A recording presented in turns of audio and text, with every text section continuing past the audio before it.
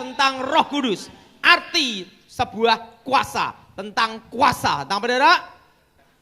Nah, biasanya saya khotbah tentang setan. Tapi hari ini saya tentang Roh Kudus. Ngomong sama sebelahnya, kamu bukan setan. Sebelum saya bertobat, waktu itu kakek nenek guru saya, buyut saya mencari penerus untuk menggantikan dia sebagai seorang dukun. Waktu itu cucu cicit semua dipanggil. Waktu itu ditanya satu-satu. Ada yang ingin jadi kapten, ada yang jadi pilot, ada yang ingin jadi tentara, polisi. Nah, pas giliran saya ditanya sama kakek buyut saya, kamu ingin jadi apa dan minta jadi apa? Saya ngomong sama guru kakek saya minta sakti dan kuasa. Langsung guru saya berkata, berarti kamu memang ditakdirkan untuk punya kesaktian dan kuasa. Kamu terpilih oleh sang takdir untuk menjadi penerus. Waktu itu saya ditanya ulang lagi, kenapa kamu pilih itu? Karena saya tahu kakek tidak ada duit. Nah, langsung, kalau kamu ingin tahu kekuatan tentang kuasa, baiklah akan kutunjukkan. Langsung dia baca mantra, ting hilang, ting hilang, ting hilang. Langsung saya berpikir, wah kalau ini punya ilmu menghilang gini, naik bis gratis ini. Nah, langsung dia ngomong, kamu ingin kuasa, tunjukkan kuasa itu. Langsung dia baca mantra, langsung pukul itu, dak, batu hancur. Wah itu saya ngomong sama kakek saya, aku mau untuk belajar itu. Tapi kamu ingin belajar kuasa dan kekuatan kuasa, kamu harus menjadi yang paling menderita dari semua yang menderita. Usia 9 tahun, saya dilatih, tidak makan, tidak minum, 7 hari 7 malam, untung tidak mati. Saya itu suruh puasa, suruh belajar bela diri, kekuatan mistik, berbagai ilmu saya pelajarin semua. Ilmu santet, ilmu kebal, berbagai macam mantra. Sehingga sebelum saya bertobat, saya tidak pernah bayar bis dan angkot. Nah, setelah bertobat baru bayar. Nah, setelah saya memiliki semua kekuatan kesaktian itu, suatu hari guru saya ngomong, kamu boleh keluar dari tempat ini, karena aku akan meninggal. Tapi ingat, kalau kamu keluar dari tempat ini, karena kamu punya kuasa, maka kehormatan, kekayaan, nama besar menyertaimu. Kalau kamu punya kuasa, punya segalanya. Sehingga waktu saya keluar dari pertapaan guru saya, pikiran saya satu, cari nama besar dulu. Katanya ada dukun sakti, tak datengin, tak tunjukkan aji panglemunan, ting menghilang. Dukunnya bingung, menghilang di mana anak ini? Malah dukunnya jadi murid saya. Wah, ratu berbagai pertarungan terus saya alami. Dukun-dukun apa saya sikat, kalah semua. Setelah kalah semua, Pulau Jawa saya kalahkan dukun-dukun berbagai aliran. Akhirnya setelah mengalahkan dukun, nyoba pendeta. Wah, dukun sudah, sekarang nyoba pendeta. Pas giliran pendeta adalah pendeta gemuk Gilbert Lumaindong. Saya santet, sikat, malah saya yang kalah. Saya kalah sama Gilbert, hilang ingatan, gila 1 tahun. Nah, saya itu ditemui Yesus sendiri. Tuhan Yesus menemui saya sembuh seketika. Dan pada waktu saya bertobat, yang pertama kali saya cari adalah satu, kuasa. Apa saudara? Kuasa. Sehingga yang pertama kali saya cari, begitu saya bertobat, satu hal yang saya cari, kuasa. Mari kita buka Alkitab kita saat ini, di dalam Kisah Para Rasul, pasal 1, ayat 6 sampai dengan ke-11. Kisah Para Rasul pasal 1, ayat 6 sampai dengan ke-11. Saudara yang ganjil, saya yang genap. Maka bertanya mereka yang berkumpul di situ, Tuhan, maukah engkau pada masa ini memulihkan kerajaan bagi Israel?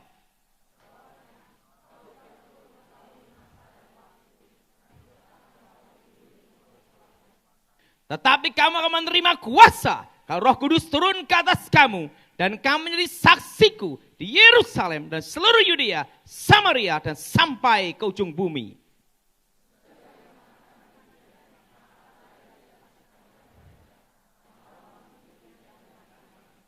Ketika mereka sedang menatap ke langit, waktu ia naik itu, tiba-tiba berilah 2 orang yang berpakaian putih dekat mereka.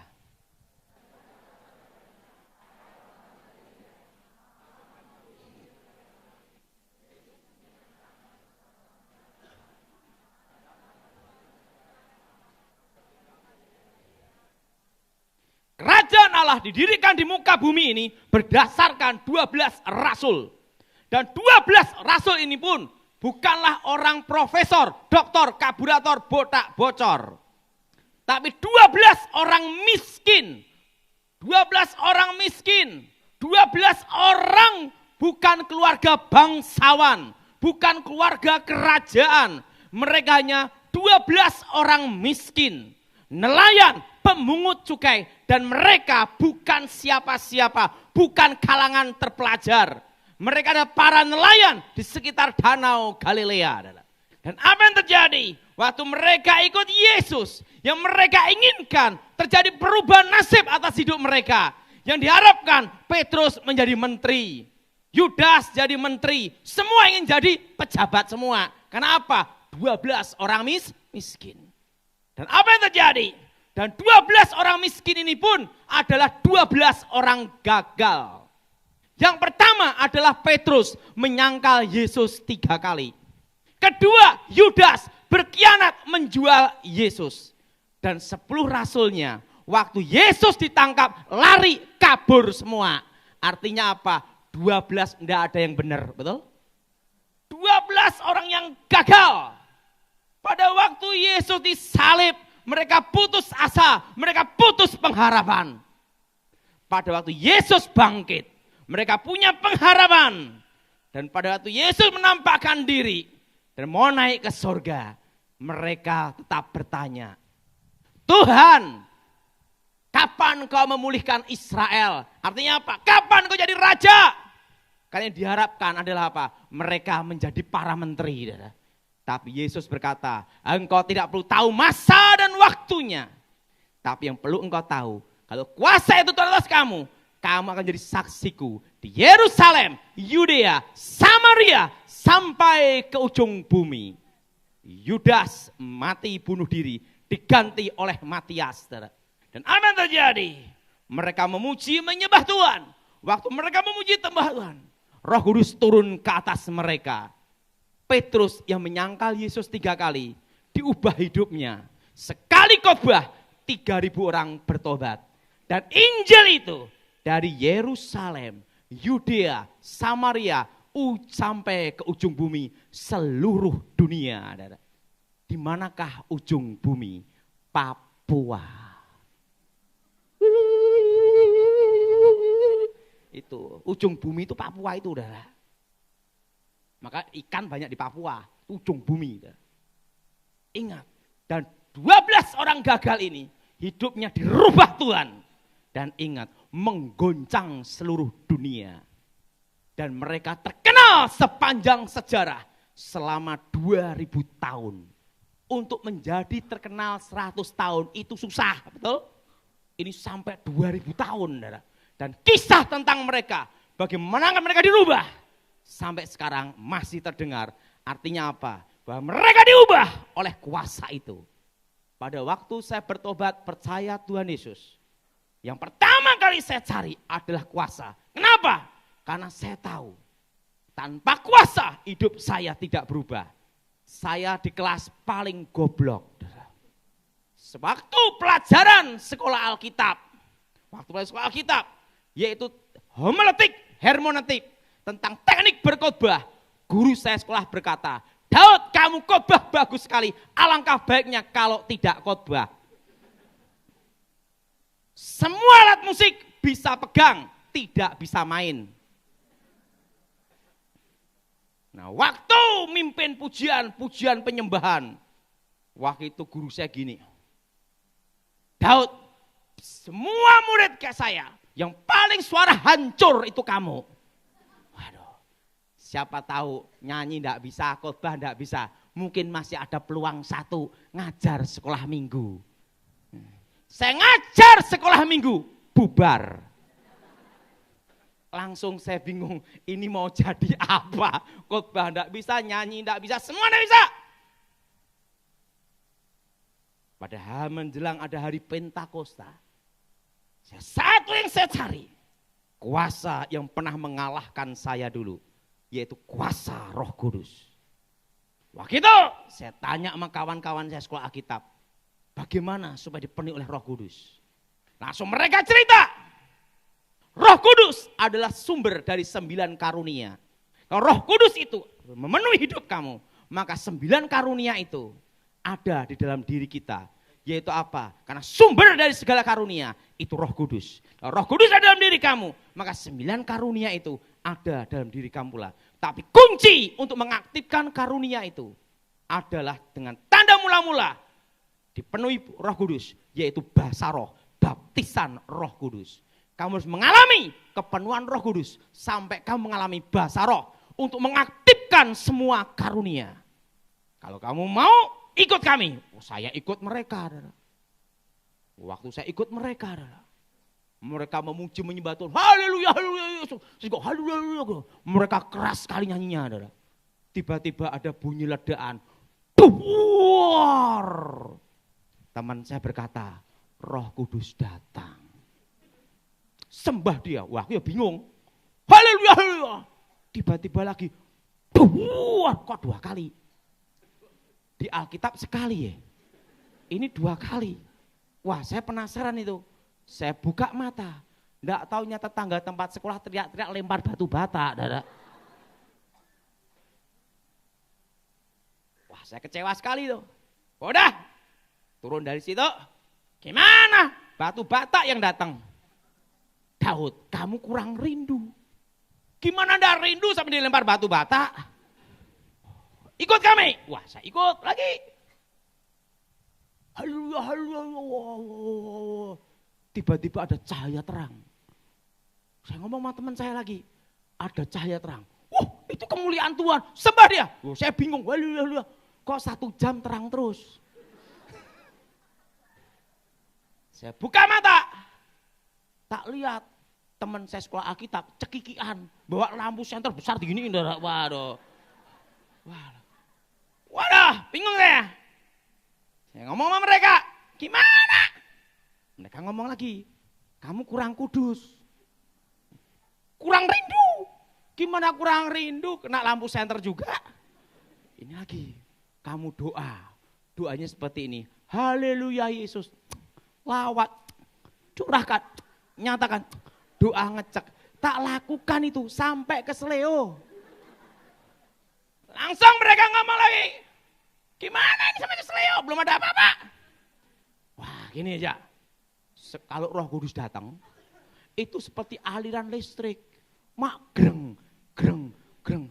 Loh kalau aliran listrik mudah aja, tinggal colok aja, greng. Waduh, bingung saya.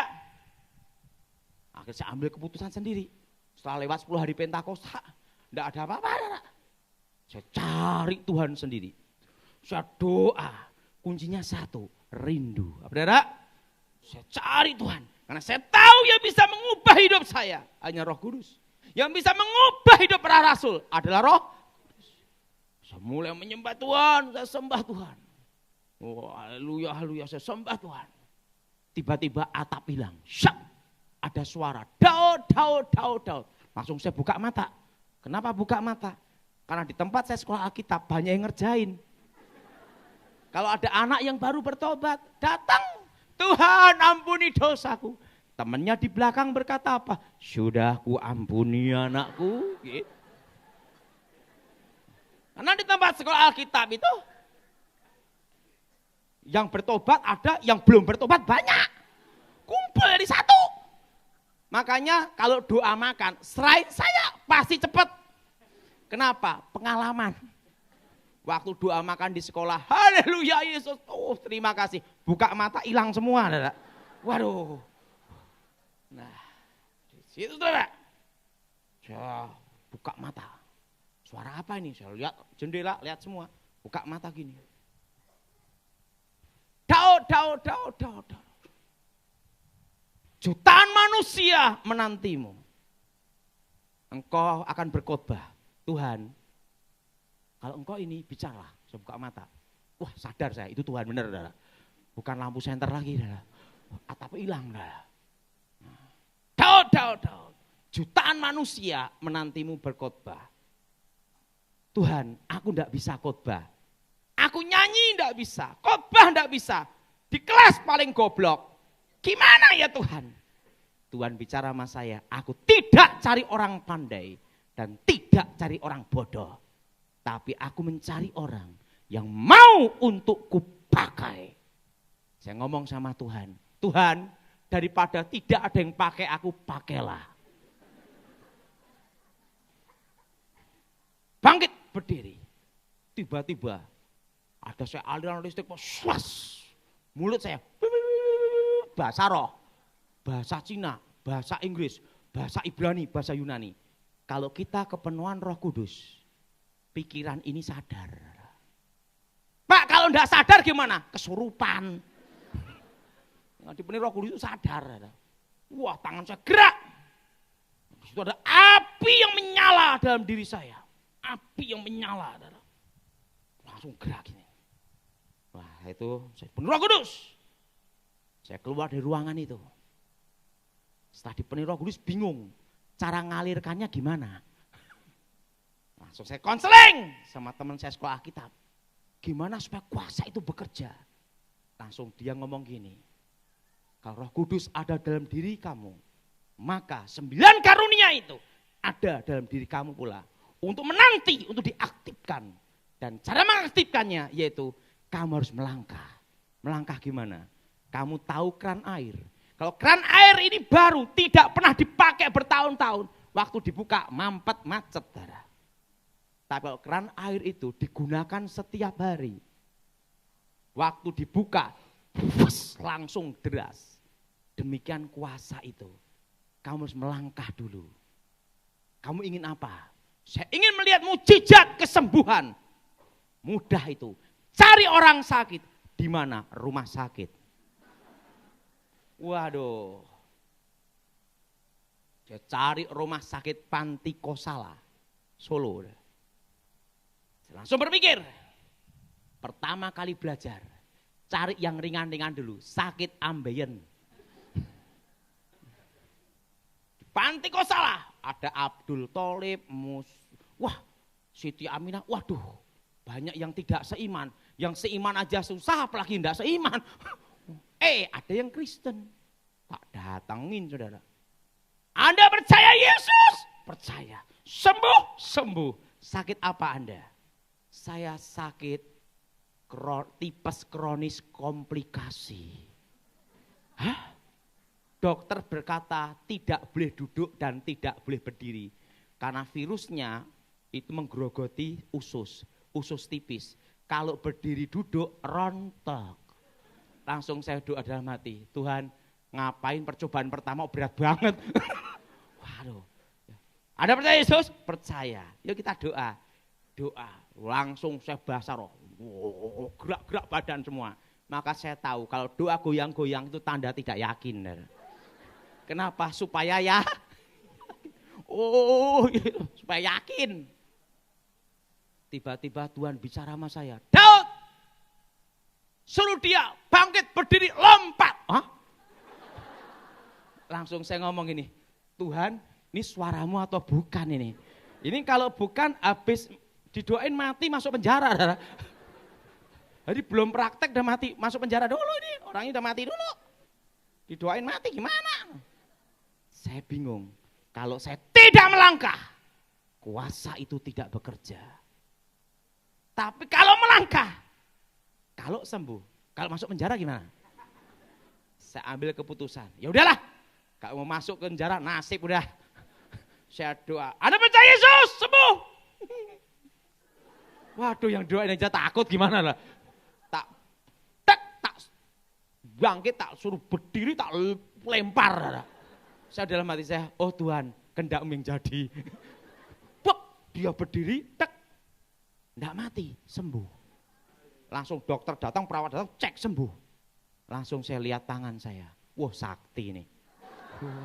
Wah, pertama itu, wah. Ada orang mati. Mau dibawa ke kamar mayat, tak lihat. Wah, iman belum nyampe, darah. Yang hidup aja susah, apalagi yang mati. Wah, dari itu saya mulai doain orang sakit, banyak yang sembuh. Lumpuh berjalan, banyak yang sembuh. Nah, saya tanya sama teman saya lagi, gimana?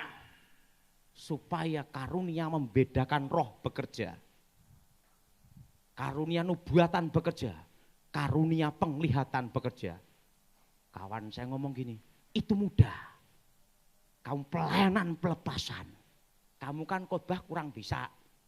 Nah, kalau khotbah saya kurang bisa. Nyanyi ancur. Ada satu bidang yang orang takut, yaitu apa? Pelepasan setan. Pengusiran setan, ini yang paling orang takut. Ya udah, saya ngambil ini aja yang orang jarang ngambil. Wah, ini aja lah. Nah, bagaimana caranya? Mudah. Cari orang kerasukan. Wah, ini yang susah, Dara. Karena apa? Nunggu setannya masuk kemana kan? Wah, nyari orang kerasukan lebih susah, Dara. Langsung saya pikir, oh ya, tempat KKR. Saya duduk di belakang. Nunggu apa? Orang kerasukan. Dari belakang begitu ada yang kerasukan, langsung saya datang. Dalam nama Yesus. Apa yang terjadi? Panitianya bingung, ini orang dari mana nyelonong ya? Nyelonong mana nih? Dan apa yang terjadi? Wah, waktu pertama saya ngusir setan, enggak lihat apa-apa. Enggak ada reaksi apa-apa. Pertama, kedua, enggak ada reaksi apa-apa. Orangnya sadar gitu aja, biasa aja. Kedua, enggak lihat apa-apa. Ketiga, keempat, kelima, keenam, ketujuh. Waktu yang ke-8. Tiba-tiba mata saya, lihat langsung. Jimat-jimat ada di dompet orang. Oh ini, ada yang sakit ini, ada ini. Langsung mata saya lihat, setan. Di mana ini? Tek, tek, tek, tek. Wah, baru karunia itu bekerja pada waktu ke-8. Di situ saya mulai ngerti. Kuasa itu bekerja kalau kita harus melangkah. Amin. Harus apa, Saudara? Melangkah. Di situ saya mulai doain orang-orang sakit. Pengusiran setan. Dan apa yang terjadi? Kuasa itu bukan hanya mengubah hidup saya dan saudara, tapi juga mengubah nasib saudara dan memberikan masa depan. Apa yang terjadi? Setelah saya doain banyak, tiba-tiba saya dipanggil guru saya sekolah Alkitab, rektor. Daud, ada apa Pak Pontas? Sebenarnya kamu tidak lulus. Hah? Tetapi kalau tidak diluluskan, muridnya tinggal 4. Karena anugerah keselamatan dan belas kasihanku, engkau kunyatakan lulus. Tapi ada satu syarat, kamu tidak boleh meneruskan sekolah tinggi teologi. Kenapa Pak Pontas? Karena di antara muridku seumur hidupku belum ada yang segoblok kamu. Waduh, udah. Saya diwisuda, senang sekali bisa lulus. Ranking 4, murid tinggal 4. Itu keselamatan bener tuh. Ranking 4, murid tinggal berapa, Dara? Tinggal 4. Dan apa yang terjadi? Waktu saya masih ingat itu. Saya diwisuda. Waktu saya diwisuda, papa saya tidak datang. Mama saya tidak datang. Adik saya tidak datang. Saya pulang naik angkot. Sampai di rumah, papa saya dipecat, adik saya dipecat, kakak saya dipecat, 1 hari dipecat rame-rame. Lulus sekolah kita dapat hadiah itu saudara. Mereka pada stres semua. Saya langsung berpikir, kalau saya ikut stres, satu keluarga gila. Harus ada satu yang normal, betul? Langsung saya bangkit. Saya percaya.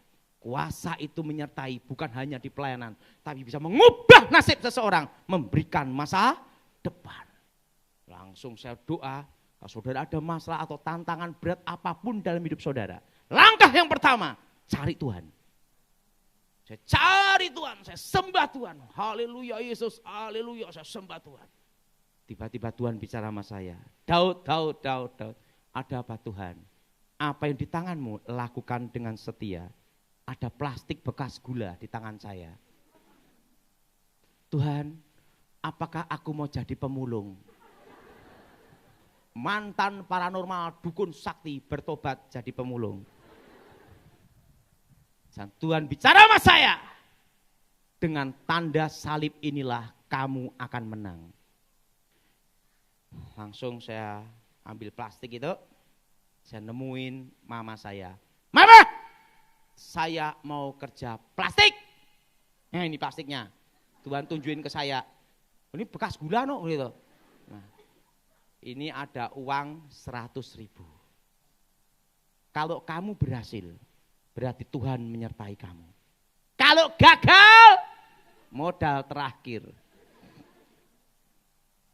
Di antara anak mama, kamu yang paling goblok. Gitu. Di sekolah pun juga pupuk bawang. Saya sampai detik ini tidak bisa matematika, tapi uang ngerti. Saya tidak bisa matematika, tapi uang beneran ngerti. Gara-garanya apa? Saya itu sebelum bertobat tidak pernah belajar, tapi ngambil pikiran guru-guru, langsung jawaban di telapak tangan. Setelah bertobat ilmunya hilang. Makanya sekarang porogapit sama pembagian saya tidak bisa. Taunya satu, duit ngerti. Dan apa terjadi? Ini tak kasih uang 100.000. Kalau memang berhasil, Tuhan menyertai kamu. Mah, aku perlu sepeda motor. Ini ada sepeda motor.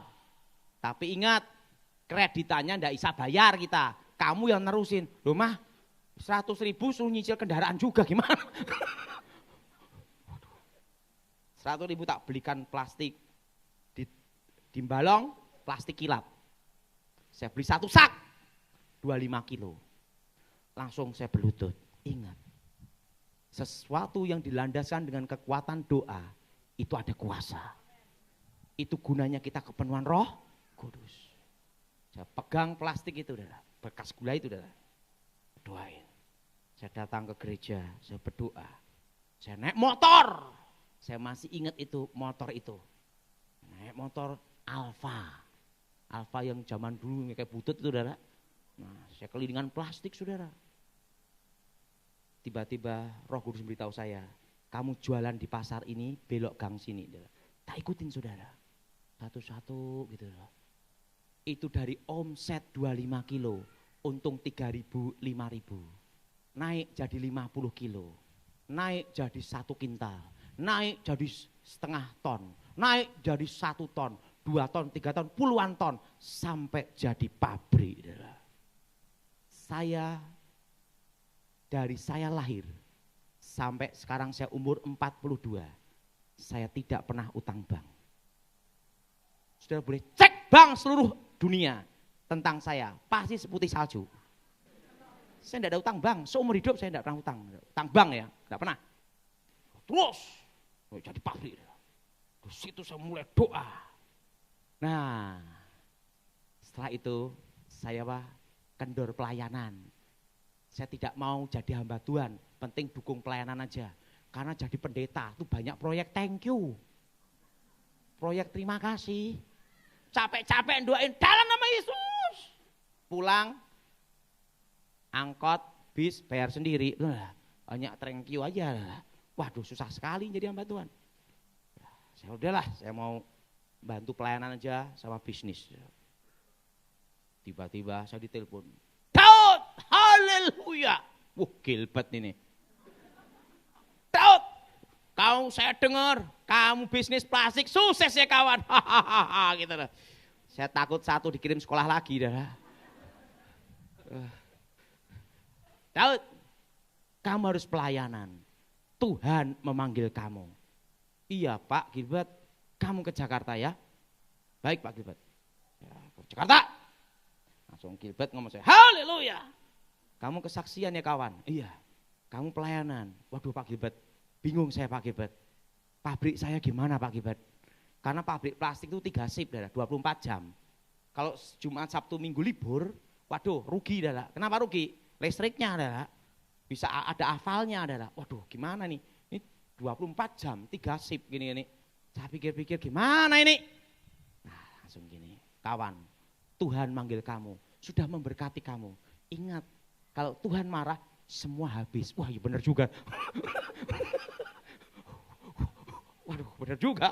Waduh Saya pikir-pikir, saya lihat pabrik ada rumah waletnya, waletnya udah tinggal panen. Plastiknya gini. Aduh. Saya doa lagi, Tuhan, Engkau yang memanggil aku, Engkau yang memberkati. Tuhan, saat ini aku mau mendengar Engkau, Roh Kudus pimpin saya. Ingat, itu mengubah nasib seseorang. Tuhan bicara sama saya, jual pabriknya, dan uangnya belikan tanah semua. Nanti akan kutunjukkan satu tempat, tanah yang harus engkau beli. Saya doa, baik Tuhan, pabrik saya jual. Ngelepasin pabrik hati susah juga, saudara. Kenapa? Omset. Pabrik, saudara, saya jual. Saudara. Uang cash, susah tidur juga. Karena apa? Saya kan tidak pernah urusan dengan bank. Kalau nanti tak titipkan bank, banknya bangkrut gimana? Jadi bingung, megang duit bingung, tidak megang tambah bingung. Saudara. Waduh, saya doa, Tuhan tunjukkan. Aku ingin tahu apa yang harus aku lakukan. Tuhan beritahu saya, belilah tanah di lokasi ini. Pinggir kota Solo, pinggir jalan semua. Dan ingat, dengan tanda ini engkau akan menang. Saya lihat lokasinya. Ya ampun saudara, lokasinya banyak setannya, banyak rampok. Pinggir, ya ampun, yang adanya apa? Kandang ayam sama kandang kerbau. Pinggir kota. Saudara. Saya doa lagi, Tuhan, engkau salah berfirman enggak ya? Ini uang satu-satunya saya kerja plastik. Berapa tahun ini? Gimana ini? Tapi kalau ini perintah Tuhan harus saya lakukan. Langsung pinggir jalan semua saya beli. Tuhan beritahu saya, jangan di atas 1.500, tapi di bawah 1.500. Pinggir jalan semua kamu beli. Saya beli pinggir-pinggir jalan. 1.500, 1.000 meter tak beli. Tidak banyak, waktu itu saya beli ada 30 sertifikat.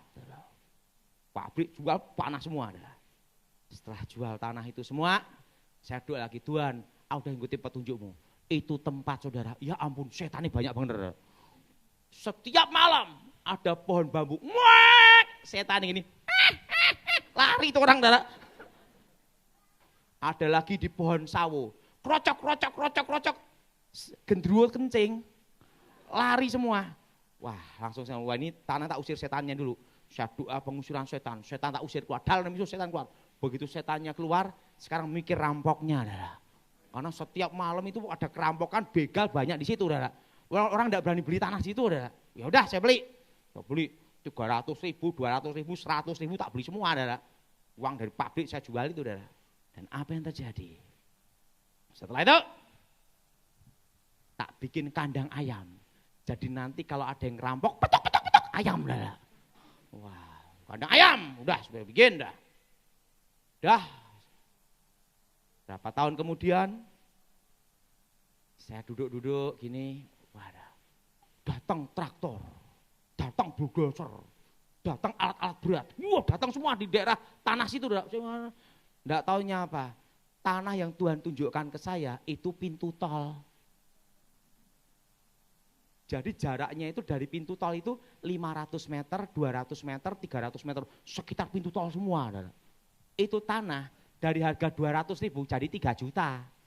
Sampai dari itu jadi 6 juta. Dari banyak banget, lipat-lipat. Waduh saya nyesal juga. Kenapa enggak beli sebanyak-banyaknya ya? Saya hanya beli 30 tempat aja. Wah langsung saudara. Nah setelah itu saya lihat. Saya bikin Alfamart, franchise Alfamart. Saya bikin bisnis ini, plok jadi semua. Jadi kalau kita dipenuhi Roh Kudus, ingat itu kunci mengaktifkan karunia. Bukan hanya menyertai engkau dalam pelayanan, tapi juga memberi engkau masa depan. Mengubah nasibmu. Segala sesuatu yang mustahil terjadi. Dan kuasa itu pula, Roh Kudus pula yang membimbing kita untuk menyelamatkan kita dari segala kecelakaan. Suatu kali istri saya melahirkan. Waktu itu dia minta sama saya, Papi kita ke Jogja. Karena istri saya kan keluarga di Jogja semua. Setelah lahir, anak saya pertama perempuan, baru lahir itu dah. Tuhan bicara sama saya, Daud. ada apa Tuhan? Keluar dari kota ini. Hah? Waduh, alasannya apa Tuhan? Keluar. Huh? Kapan aku harus keluar Tuhan? Hari ini juga. Aduh, ini jelasin istri ini paling susah adalah. Kalau enggak ada alasan, pasti gini-gini adalah. Gini-gini adalah. Kita ngomong A, dia ngomong Z udah adalah. Enggak ada alasan lagi. Anak barulah lahir. Langsung. Ngomong sama istri saya. Kami, ada apa? Kita pindah malam ini juga. Huh? Ada apa? Oke pindah. Pindah kemana? Pulang ke Solo. Lah barang-barang ini gimana? Saya semua. Tak lihat bang, banyak banget ya. Waduh, banyak banget, siapa yang ngangkat ini? Langsung saya telepon kawan saya dari Solo, Pak Andri. Pak Andri, malam ini juga saya harus pindah. Saya minta sopir sama mobil. Oke. Ya dibantu. Itu saya ngomel-ngomel.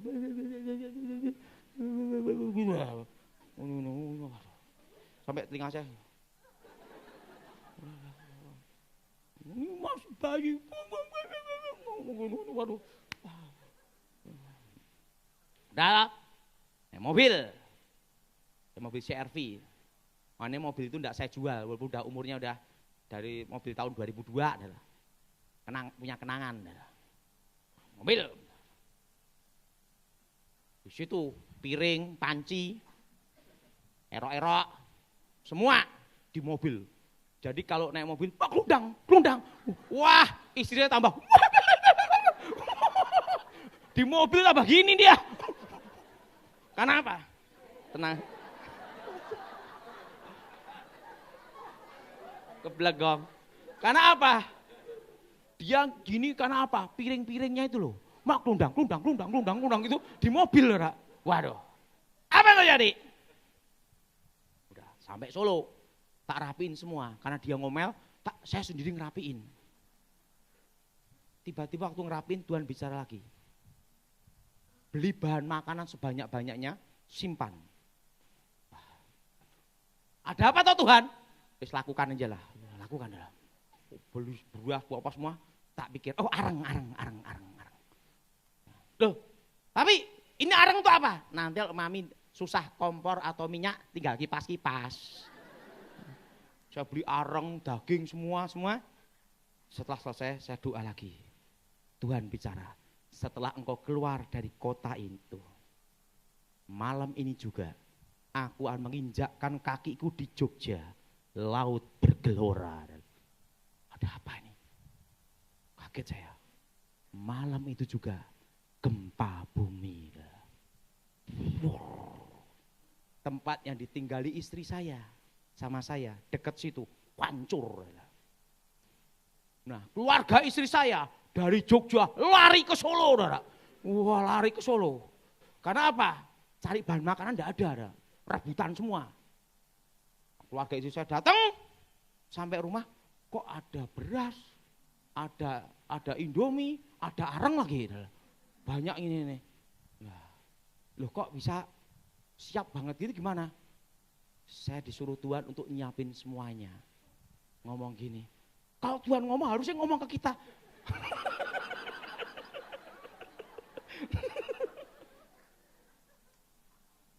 Saya ngomong sama mertua, bukannya saya tidak mau ngomong. Tuhan tuh bicara sama saya, keluar dari kota ini, tapi tidak dijelaskan mau gempa. Jadi mau jelasin ke kalian juga bingung. Makanya saya keluar dulu. Langsung, gitu ya. Nah, di situ saya lihat, kalau kita bersama Tuhan ada Roh Kudus, kita diluputkan dari yang jahat, luput dari kecelakaan, luput dari musibah. Jadi ingat, kuasa itu bisa mengubah nasib seseorang. Kuasa itu menyertai dalam pelayanan, membuat segala sesuatu yang mustahil menjadi tiada mustahil. Dan kuasa itu pula yang bisa memberikan masa depan hidup kita yang pasti. Amin. Amin. Bukan moga-moga. Maka saudara harus dipenuhi oleh Roh Kudus. Waktu saya pelayanan ke daerah-daerah, saya masih ingat tuh daerah. Satu kali Tuhan bicara sama saya, pergi ke Kalimantan. Di mana Tuhan? Waktu sekolah Alkitab tuh. Engkau akan kulatih berperang. Waduh. Di mana nih? Waduh. Waktu itu rektor panggil semua. Siapa waktu sekolah Alkitab? Siapa yang merasa dipanggil Tuhan melayani di Sumatera? Angkat tangan. Lampung, angkat tangan. Jakarta, angkat tangan. Madura, angkat tangan. Kita berharap dapat sponsor, betul? Langsung rektor ngomong, kalian percaya Tuhan panggil kalian ke sana? Percaya. Ya udah, berangkat sendiri. Lah uangnya gimana? Kan Tuhan yang ngutus. Ya modalnya dengan iman itu. Saya berangkat. Naik waktu itu saya naik mobil, saya itu naik kapal Binaya. Binaya nerobos sampai ke Pontianak. Sampai Singkawang sampai Sanggoledo masuk lagi sampai Bengkayang, masuk lagi Sinapit Sedane, tempat pedalaman yang rumahnya masih di pohon-pohon, telinganya gini-gini, gitu. Dan apa yang terjadi? Saya masih ingat itu. Di tempat itu ada gereja. Saya yang khotbah, saya ngedain kantong kolektor, saya mimpin pujian. Dan jemaatnya saya dan pemandunya. Kosong itu gereja. Jadi kolektornya berapa tahu? Kenapa? Ya 2 orang aja. Dan apa yang terjadi? Waktu saya ke situ ada mandau terbang.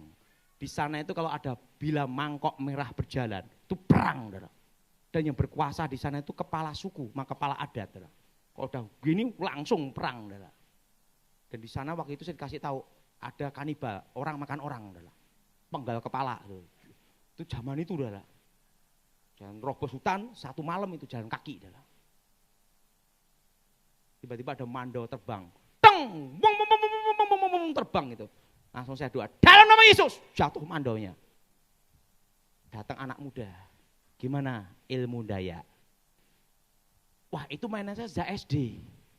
Karena waktu saya SD dulu mainan itu keris sama pedang gini-gini, langsung jalan gini. Wah dilaporkan ke kepala sukunya sama kepala adatnya. Malamnya lagi dikirim lagi, guci-guci terbang, teng.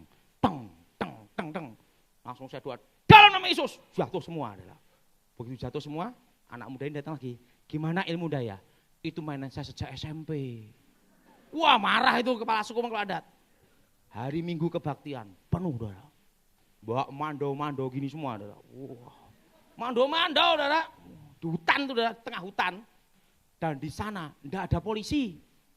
Polisi enggak ada, polsek aja enggak ada, polisi enggak ada. Polisi kehutanan aja enggak ada. Pedalaman bener darah. Mando gini. Dan saya masih ingat zaman itu ikan arwana itu digoreng. Ikan arwana itu digorengin zaman itu udah digoreng. Jadi ikan asin gitu udah ikan arwana itu. Waktu saya diutus ke sana. Ini pakai mando gini. Kepala adat, kepala sukunya nemuin saya. Dia tatap saya tatap dia, tatapan gini. Nah, adu ilmu kan seperti itu. Kalau tunduk itu artinya kalah. Jadi makanya kalau kita bicara sama orang, jangan nunduk. Tatap. Tapi jangan gini juga. Biasa aja. Makanya saya ini selalu mata itu gini. Tatap-tatapan. Dia tatap saya tatap dia. Tatap-tatapan. Saya doa dalam nama Yesus. Langsung kepala suku, kepala adat ambruk. Ambruk di depan saya di gereja. Langsung itu.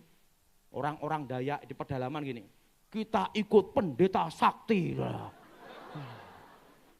Apa yang terjadi? Hari itu juga gereja itu langsung penuh. Saya ke pedalaman, banyak bertobat kampung demi kampung. Dan apa yang terjadi? Di situ saya lihat, kalau kuasa itu bekerja, siapapun tidak bisa melawan. Roh Kudus. Amin. Nah, ingat saudara, ada kuasa. Jadi mulai hari ini, pertama, engkau harus mengalami kepenuhan Roh Kudus. Dibaptis Roh Kudus dengan tanda-tanda mula-mula bahasa roh. Dan kalau sudah engkau mengalami baptisan Roh Kudus, harus diaktifkan setiap hari. Kenapa diaktifkan? Ingat, supaya kuasa itu tambah hari, tambah besar dalam hidup saudara. Berkobar dalam hidup kita. Amin. Amin. Jadi ingat, penting dalam hidup kita ini ada kuasa. Sebelum saya akhiri, ada kisah nyata. Saudara. Waktu saya bertobat awal-awal, saya diminta KKR ada di Surabaya. Di Tunjungan Plaza, saya masih ingat. Di lantai bawah digunakan nuansa supranatural dukun-dukun praktek. Di lantai atas kami gunakan KKR pelepasan.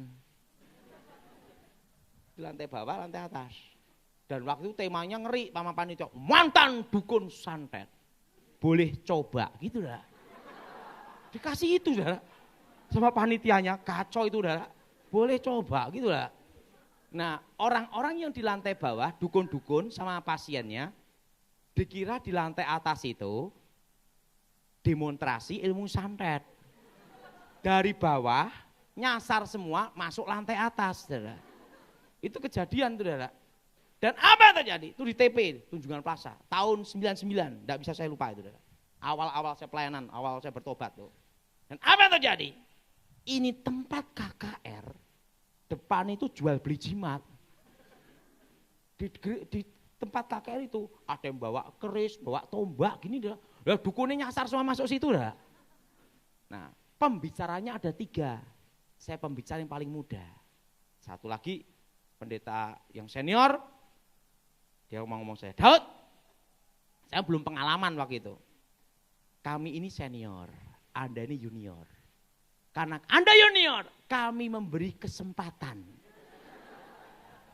Anda khotbah hari pertama. Saya enggak tahu di belakang itu dukun semua. Ada. Baik, haleluya.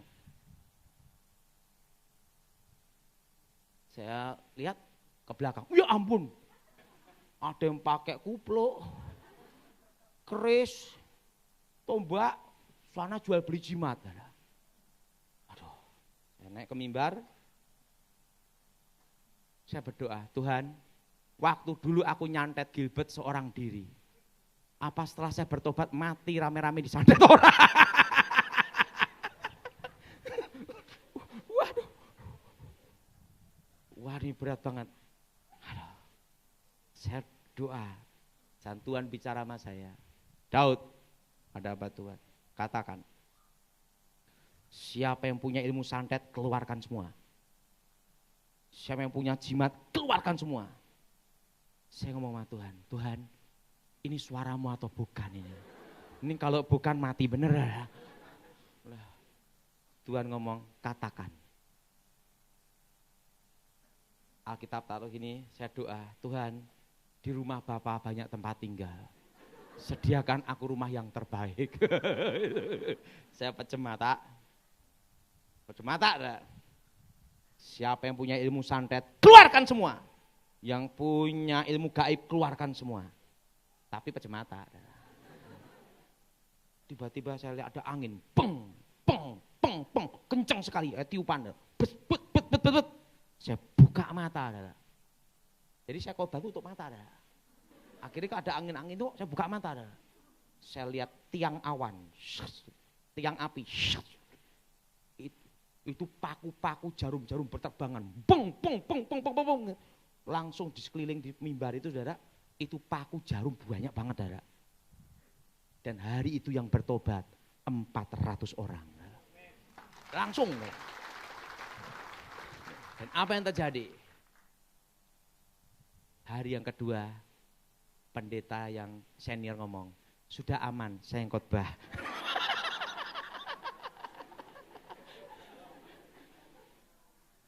Saya kasih tahu. Jadi ingat, dipenuhi Roh Kudus itu penting. Amin. Sekali lagi boleh Bu. Ya. Saya pernah waktu perang Dayak Madura Sampit. Ini kejadian ini. Perang Dayak Madura. Wuh, itu kepala Madura dipenggali, peng, peng, peng. Hatinya dimakan, jantungnya. Itu Sampit itu, Mando terbang. Waktu itu saya sama kawan saya di Banjarmasin waktu itu. Sekarang dia jadi Dirreskrim, Dirreserse khusus Polda Jawa Barat. Namanya Klimen Dwi Karyanto. Itu polisi, kawan saya, waktu itu dia masih pangkatnya mayor. Klimen, kamu dampingi saya ya. Kemana? Ke Sampit. Nggak keliru Pak Daud. Sana baru bunuh-bunuhan. Saya di Banjarmasin. Sana baru bunuh-bunuhan Pak Daud. Udah tenang aja men. Kalau mati ingat ke surga. Iya, tapi saya punya istri anak Pak. Pak Daud kan belum, saya masih bujang waktu itu, saya belum nikah. Kalau Pak Daud mati tidak ada istri anak, tidak ada beban. Saya ada istri anak Pak Daud. Si Klimen mayor waktu itu. Sekarang dia jadi kolonel, kombes, ada di Polda Jabar. Klimen Dwi Karyanto, di reserse dia. Setelah itu ditinggal ya. Pak Daud mau ke Sampit sendiri ya, saya kesini aja. Bunuh-bunuhan tuh orang sana. Nah, Khotbah dulu ke Pangkalan Bun dulu. Nah, dari Sampit, Pangkalan Bun. Nah, Pansus Dayak, yang mau nyerang orang Madura di Pangkalan Bun.